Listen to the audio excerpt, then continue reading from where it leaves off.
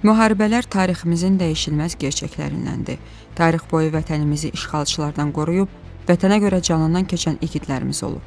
Lakin müharibənin özünün də yazılmamış qanunları var. Belə qanunlardan biri də müharibə zamanı tibb işçilərinə atəş açmamaqdır.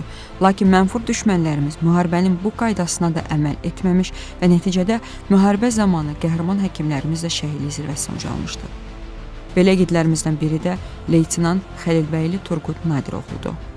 Turqut 1993-cü il iyul ayının 4-də Şərur rayonu Yengicə kəndində anadan olmuşdu.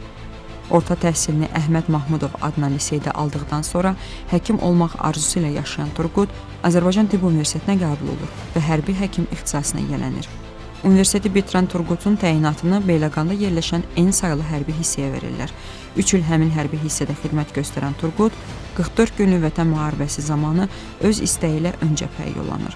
Turquta bizim arxa cəbhədə də həkimlərə ehtiyacımız var, ön cəbhəyə getməyə də bilərsən desələr də, o, mənim qardaşlarım, mənim xidmət yoldaşlarım orada düşmənlə üz-üzə vuruşduğu bir vaxtda mən arxada dayana bilmərəm, deyir və ön cəbhəyə yollanır. Ön cəbhədə olduğunu atası bilsə də, ondan, anasından bunu gizlətməsini xahiş edir. Anası onun ön cəbhədə müharibədə olduğunu bildiyində isə, ana, yaralı yoldaşlarım var, onlara kömək etməliyəm, deyir. Turqut elə yaralı yoldaşlarından birinə yardım edərkən də şəhidlik zirvəsinə ucalır. O, Cəbrayılda hərbiçi yoldaşları ilə birlikdə mərmi atəşinə düşür. Xeyli sayda hərbiçimiz yaralanır. Turqut onların hamısına kömək etməyə, onların həyatını xilas etməyə çalışır. 3 yaralı hərbiçini atəş altından çıxarır, lakin özü də yaralanır. Növbəti mərmi atəşi zamanı isə döyüş meydanında qalan hərbiçi yoldaşının üzərinə atılaraq öz canı bahasına onun həyatını xilas edir. Ölümündən sonra Füzulinin, Cəbrayılın Vətən uğrunda medalları və Azərbaycan bayrağı ordeni ilə təltif edilir.